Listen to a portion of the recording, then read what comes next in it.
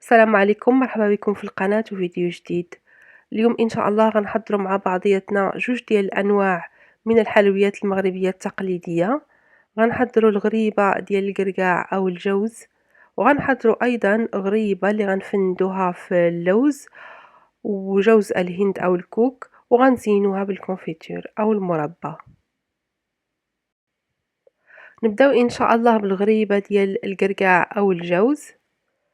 بالنسبة للمقادير غنحتاجو 500 غرام ديال الجوز أو القرقاع، غنحتاجو 200 غرام ديال سكر كلاصي أو سكر بودرة، جوج ديال البيضات يكونوا في حرارة المطبخ،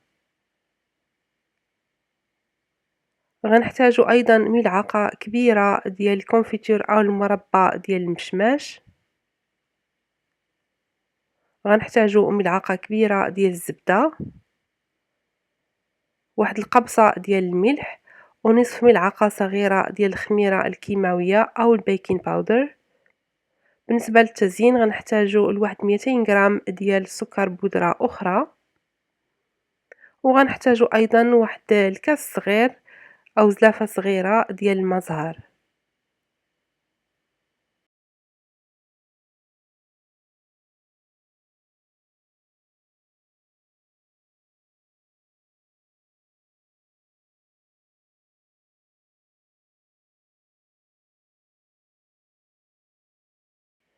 أول حاجة غنقومو بها هي غندوبو الزبدة في الميكرو أوند أو فوق البوطة، غنسخنو الفران على درجة حرارة 160، غنوضعو القرقاع في واحد الصينية اللي كتدخل الفران، وغنحمروه تقريبا واحد 10 ديال الدقائق مع التحريك.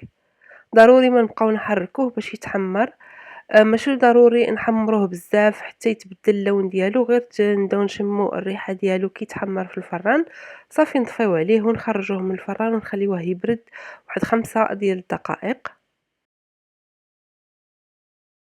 من بعد 5 ديال الدقائق غنوضعو القرقاع ديالنا أو الجوز في الآلة محضرة الطعام، أو ممكن نستعملو الآلة اللي كنطحنو بها الفواكه الجافة، غير نردو البال ما نطحنوش بزاف حتى يولي بحال العجينة، نخليوه بحال هاد القوام هذا، يعني باقي طريفات صغار.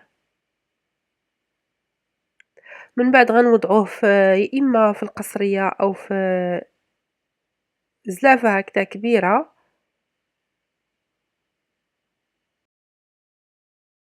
غادي نزيدو عليه هاديك 200 غرام ديال السكر بودرة. من الأحسن أنا نغربلو السكر، أنا ما غربلتوش ولكن غنقوم بالخلط ديالو هكذا باستعمال السباتولا باش إلا كانت شي حبيبات هكذا كبار يتفسخوا.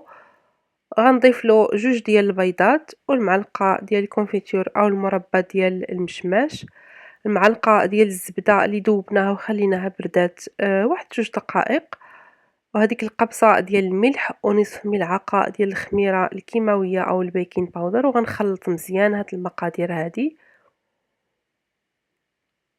هنايا إلا حسيت بأن الخليط جاري وممكن يسيح، كناخد واحد الكركوبة هكدا واحد شوية وكنخلطو في يدي. إلا حسيت بيه كيتلصق بزاف وجاري كنضيفلو واحد الملعقة كبيرة ديال الدقيق. إلا حسيت بيه يعني مجموع وما هكدا ما كيهبطش في اليد، ما كنحتاجش أنني نضيفلو هاد الدقيق هذا. غنخلط مزيان. بالنسبة للدقيق ما كنحسوش به تمامًا في الطعم، ما كيبانش لأن غير معلقة صغيرة. وغناخد هاد السكوب هذا ديال الآيس كريم، وغنبدا نكون كويرات نحطهم يا إما في شي صينية، أو من الأحسن أنني نستعمل الورق ديال الطبخ لأنه ما كيلصقش. كنستعملو هذا ديال الآيس كريم غير باش نحصلو على كويرات يكونوا في نفس الحجم، وكنبدا ندهن يدي بالما ديال الزهر، وكنحط الكويرات ديال الحلوى في هذيك 200 غرام ديال السكر كلاصي اللي احتفظنا به جانبًا للتزيين. الناس اللي ما عندهمش الماء زهر ممكن يستعملوا الماء ورد، وكنفند هاد الكرات هادو ديال الحلوى في سكر كلاصي مزيان حتى كيتغطاو مزيان. كيف ما كتلاحظوا عندي صينية اللي غتدخل الفران، اللي غطيتها بورق الطبخ أو بابي سولفيغيزي، وغنستفي هاد الحلوى هادي يكونوا مباعدين شوية من بعضياتهم لأنهم مازال يتسرحوا من يطيبوا في الفران. بالنسبة للفران أنا شعلته على درجة حرارة 180 يعني 170 180. هنايا هاد العملية هادي أنا كنقوم بها حيت كتعجبني الحلوى تكون مسطحة شوية، كنضغط عليها فحال هاد الشكل هذا غير بصبعي، ونحاول أننا داك السكر اللي لصق فيها ما يطيحش. كيف ما قلت هذه كتبقى مسألة اختيار، إلا بغيتو الحلوى ديالكم تجي طالعة خليوها ما تضغطوش عليها، وإلا بغيتوها تجيكم مسطحة فحال ديالي كنضغطوا عليها فحال هكذا. غير هي إلا كانت عندنا العجينة أو الخليط جاري بزاف من الأحسن أننا ما نعملوش هاد العملية هادي باش ما تسرحش بزاف في الفران. كنطيبها لمدة ديال 10 ديال الدقائق. بالنسبة للفران كنشعلو عليها من الفوق فقط في الأول حتى كتشقق لنا، عاد كنشعلو عليها من التحت باش كطيب، يعني 5 دقايق نقولوا من الفوق و5 دقايق من التحت والفوق. أنا عندي الفران كيتشعل من الفوق ومن التحت في نفس الوقت، عليها طيبت 5 ديال الدقائق من الفوق فقط و5 ديال الدقايق من الفوق والتحت. كنسخّنوا الفران طبعًا الفوق والتحت على الأقل واحد 15 دقيقة قبل ما ندخّلوا هاد الحلوى هادي للفران. بالنسبة للطريقة ديال التقديم، أنا غنقترح عليكم هاد الطريقة هادي، لأن عارفين الحلوى ملي كنوضعوها هكذا في الكويغطات كتولي عندها يعني واحد المنظر زوين. أنا غناخد هاد الكواغط هادو ديال الcupcakes كيكس، ممكن تستعملوا اللي مزوقين، أنا غنستعمل البويض عاديين. وغنقطّع منهم واحد الجزء فحال اللي كتشوفوا هنايا، لأن في الأول ملي وضعتها فيهم ما بانتش الحلوى، يعني باينة ماشي كواغط ديال الحلوى وما عنديش هادوك الكواغط الصغار. فبهاد العملية هادي ممكن نستافدوا من الكواغط ديال الcupcakes أو الmuffins إلا كانوا عندنا متوفرين، وغنوضع فيهم الحليوات ديالي بحال هاد الطريقة هادي. حنا عارفين أيضًا الحلوى اللي فيها هكذا سكر كلاصي كتكون شوية مرونة في الماكلة، يعني كيبقى يتلصقوا في اليدين، وأيضًا ممكن يتوسخوا الحوايج، فملي كنوضعوها هكذا في الكويغطات كنحافظوا عليها. غنستمر في وضع الحلوى في الكواغط حتى نكملها كاملة. بالنسبة لطريقة الاحتفاظ بهاد الحلوى هادي، غنستفها هكذا في علبة زجاجية، وغنفرّق ما بين كل طبقة وطبقة بواحد الطريف صغير ديال بابيو سيلفيغيزي أو الورق ديال الطبخ. إلا ما عندكمش ممكن تستعملوا الورق العادي ديال الطبخ اللي كنشفوا فيه المقالي. فغنوضع واحد القطعة صغيرة ديال بابيو سيلفيغيزي، وغنوضع الطبقة الثانية ديال الحلوى. غنستمر بحال هاد الطريقة هادي حتى نكمل الحلوى ديالي كاملة. كيف ما كتلاحظوا كتجي زوينة في الشكل ديالها هكذا مبسطة، وكتشقق لأننا شعلنا لها الفران من الفوق قبل ما نشعلو الفران من التحت. ودرجة حرارة الفران إلا كان الفران ديالكم كيسخن بزاف ما نسخنوهش بزاف باش ما يتحرقش هذاك السكر كلاصي أو يذوب. من بعد ما كنكمل الحلوى كاملة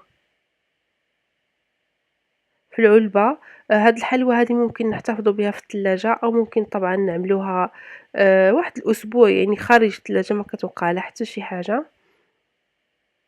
في الأخير كنوضع واحد الطبقة أخيرة ديال بابي سولفيغيزي من الفوق، وكنسد على هاد العلبة هادي. ضروري أنها تكون مغلقة الإحكام، خصوصًا إلا كنا غنحتفظوا بها في الثلاجة أو في المجمد باش ما تسربلاش الروائح ديال داكشي اللي عندنا في الثلاجة. كيف ما قلت ممكن نحتفظوا بها مدة خارج الثلاجة أسبوع ما كيوقع لها حتى شي حاجة، ممكن حتى أكتر، أو ممكن نوضعوها في الثلاجة حتى ل10 أيام أو 2 الأسابيع ما غتوقع لها حتى شي حاجة. نبداو إن شاء الله في تحضير الحلوى الثانية اللي غتكون غريبة، اللي غنفندوها في اللوز والكوك أو جوز الهند، وغنزوقوها بالمربى أو الكونفيتور. بالنسبة للمقادير غنحتاجو 130 غرام ديال الزبدة غتكون في حرارة المطبخ، غنحتاجو 30 مليلتر ديال الزيت النباتية، 130 غرام ديال السكر بودرة، غنحتاجو 2 ديال البيضات وأصفر ديال البيضة. البياض ديال البيضة غنحتفظوا به للتزيين. غنحتاجو 500 غرام ديال الدقيق الأبيض، نصف ملعقة صغيرة من البيكين باودر أو الخميرة الحلوى، واحد القبصة ديال الملح.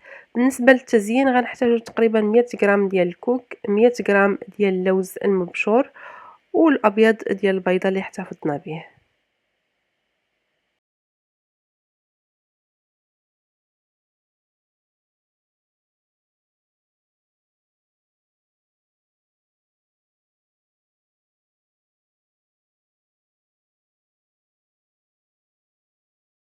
نبداو بسم الله بتحضير هاد الغريبة هادي. فواحد القصعة أو واحد زلافة كبيرة غنوضعو الزبدة اللي غتكون في حرارة المطبخ. غنخدموها هكذا في بيدنا، أو ممكن نستعملو الطراب الكهربائي أو الطراب اليدوي. كنضيفو لها الزيت اللي قلنا 30 مليلتر، وكنخلطو مزيان حتى كيندمج الزيت مع الزبدة.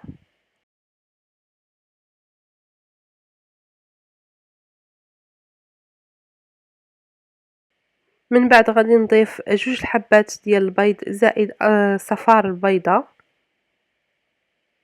وغنخلطو مزيان حتى يندمج الخليط ديال البيض مع الزبدة والزيت. من بعد غادي نضيفو السكر بودرة أو السكر كلاصي اللي قلنا 130 غرام، وغادي نخلطو مزيان حتى يندمج السكر مع الخليط ديال الزبدة والزيت والبيض.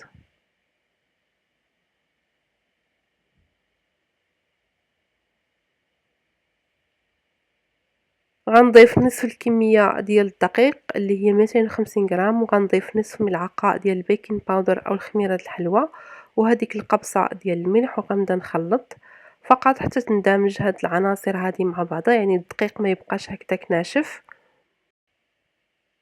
غنضيف الكمية اللي بقات ديال الدقيق وغنخلط حتى نحصل على واحد الخليط يكون متماسك، ما يكونش ناشف وفي نفس الوقت ما يكونش جاري بزاف. غناخد واحد الكمية ديال العجين وغنطلقها على هاد الشكل هذا. باستعمال السكين غنقطع هاد العمود هذا الى قطع تكون متساوية. كيبقى لكم نتوما الاختيار الا بغيتو تصغروا او تكبروا هاد الحلوى هذه. من بعد كناخد هاد القطع هذه وكنلويها في يدي بحال هاد الشكل هذا باش كنحصل على كرات. غنستمر حتى نكمل العجينة كاملة. من بعد غادي ناخد هاد الكرات هادو وغنمرمدهم في البيض اللي احتفظنا به من العجينة.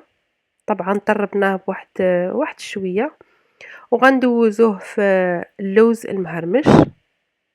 ممكن تستعملوا اي نوع من المكسرات طبعا عندكم. انا استعملت اللوز لان عندي في الدار. انا غنقسم العجينه على 3. غنعمل 3 ديال الانواع ديال هاد الغريبه هذه، غنزوقوها بطرق مختلفه. من بعد ما كنكوروا هاد العجينه هذه ممكن نستعملوا الصبع ديالنا، كنوضعوا الكره في اليد، وبالصبع ديال اليد الاخرى كنعملوا واحد الفراغ في الوسط بحال هكذا. من بعد كنوضعوهم في الصينيه اللي غتدخل الفران، اللي طبعا غطيناها ببابي سولفوريزي او ورق الطبخ.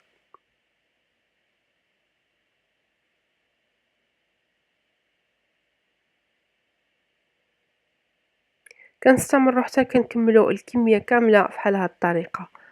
ممكن ايضا نستعملوا الملعقه ديال العبار بحال هكذا نكونوا بها هذاك الفراغ في الوسط ديال الحلوى. فايوت ما نستعملوا الاصبع، كيبقى لكم انتما الاختيار. بالنسبه لهاد الصينيه هذه انا غنعمرها بالكونفيتور ديال الفريز. كنوضعوا واحد الكميه في الوسط، ما نكتروش باش ما يفيدناش من ندخلوا الحلوى للفران. الفران انا شعلته على درجه حراره 180. غنسخنوه تقريبا 15 دقيقه قبل ما ندخلوا الحلوى للفران. غنشعلوه طبعا من الفوق ومن التحت. هاد الحلوى هادي كتاخد تقريبا واحد 20 دقيقة في الفران، طبعا مع المراقبة. الا بانت لنا تحمرات من الفوق او من التحت كنخرجوها. غنكرروا نفس العملية بالنسبة للاجزاء الثانية ديال العجين. كنطلقوها على شكل حربول بحال هكذا، ومن بعد كنقطعوها بالموس او السكين قطع متساوية، وكنكوروها في يدنا بحال هذا الشكل هذا باش نحصلوا على كرات تكون ملساء. من بعد كناخذوا هاد الكويرات هادو وكنمرمدوهم في ابيض البيض، وهنايا غنستعمل الكوك او جوز الهند. من الاحسن الى عندكم هذاك جوز الهند اللي كيكون محلى، كيكون حلو كيجي زوين في هاد الحلوى هادي. انا ما عنديش، عندي غير العادي، فغنستعمل العادي. وكنوضعوها في الصينيه طبعا اللي غطيناها بورق الطبخ. اللي ما عندوش ورق الطبخ او بابي سولفيغيزي ممكن تدهنوا بالزبده وترشوا الصينيه بالدقيق. وكنوضعوا هذاك الفراغ في الوسط باستعمال الملعقه او باستعمال الاصبع اللي بغينا حتى كنكملوا الكميه ديال الحلوى كامله.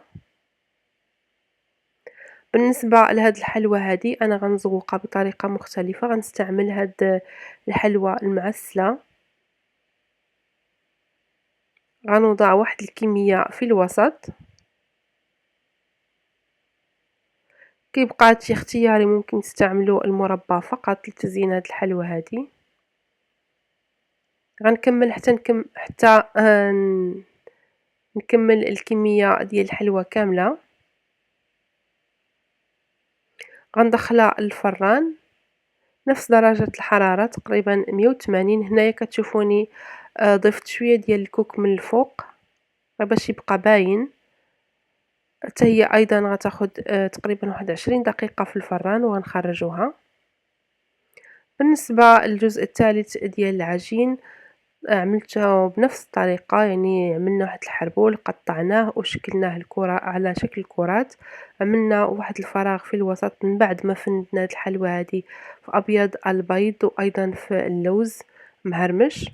هنايا غنوضع كمية في الوسط ديال الكونفيتور او المربى ديال المشماش، وغندخل هاد الحلوى للفران ايضا تقريبا 20 دقيقة درجة حرارة 180، فرن مشعول من الفوق ومن التحت حتى كتحمر لنا الحلوى من التحت ومن الفوق. ويعني نراقبوها الا كان الفران ديالنا كيسخن بزاف نقصوا من درجة حرارة على 180. هنايا ذوبت واحد شويه ديال الشوكولا مع شويه ديال الزيت، تقريبا واحد 3 ديال القطع ديال الشوكولا مع ربع ملعقه صغيره ديال الزيت النباتي. ذوبتهم غير في الميكرو اوند. غنعملهم في واحد الكيس بلاستيكي. غنقطع الراس ديال الكيس وغنبدا نزوق بحال هكذا في الحلوى اللي عملنا فيها غير الفواكه المعسله لان ما فيهاش الكونفيتور فكتجي ناقصه شويه الحلاوه. كنزوقوها بحال هاد الطريقه هذه بالشوكولات الابيض باش نزيدوا لها شويه الطعم وشويه الحلاوه. بالنسبه لهاد الحلوى هذه اللي عملنا فيها ابيض شوكولا البيضاء كنخليوها محطوطه هكذا في الفران حتى عفوا في الفران في المطبخ حتى كيجمد هذاك الشوكولا مزيان، او ممكن تدخلوها للثلاجه. غنقوم بنفس الطريقه غنقطع واحد شويه من هذاك الورق ديال المافن او الكب كيكس باش يجي على قد الحجم ديال الحلوى، وغادي نستف فيه الحلوى ديالي بحال هاد الطريقه هذه. بالنسبه لطريقه الاحتفاظ بهاد الحلوى نفس الطريقه ديال الاحتفاظ بالغريبه ديال الكركاع او الجوز. كنستفوها في بواطه، وهذه ماشي ضروري اننا نفرقوا بيناتها بابي سولفيغيزي، ولكن من الاحسن. هذا هو الشكل ديال الحلوى ديالنا من بعد ما خرجناها من الفران وخليناها بردات. كنتمنى ان شاء الله الفيديو ديال اليوم يكون عجبكم واستفدتوا منه. كنتمنى انكم تجربوا هاد الوصفات هادو وتعجبكم. نقول لكم شهيه طيبه وان شاء الله نتلاقاو في الفيديو القادم. السلام عليكم.